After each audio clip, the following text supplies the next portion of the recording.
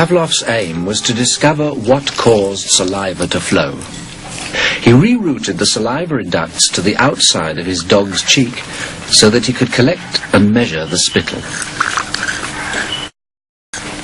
Perhaps, he thought, the production of saliva might be the result of a fixed nervous reflex, like a knee jerk. 5 минут 42,5 секунды.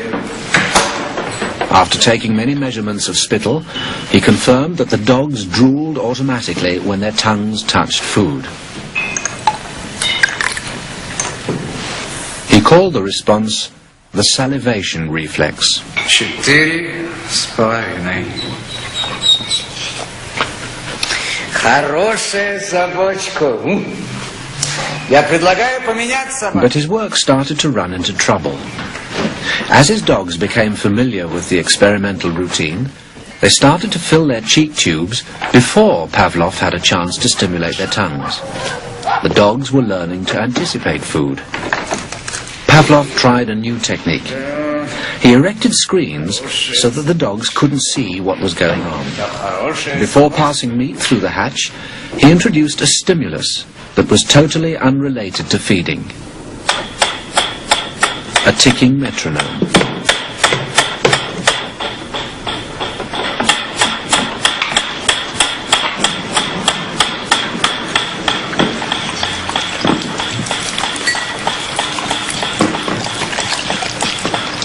At first, the dog dripped saliva into its cheek tube only when the food appeared.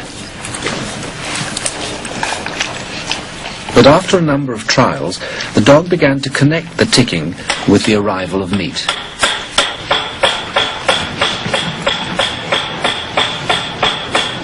Soon, the sound alone made the dog drool.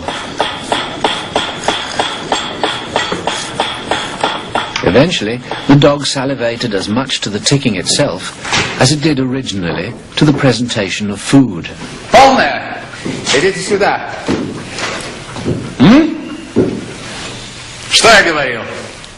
He called this new response the conditioned reflex. Собака.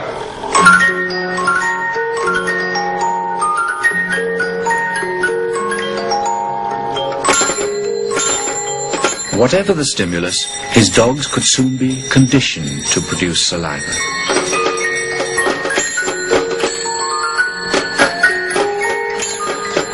Pavlov believed that he had discovered how animals learned, even in the wild.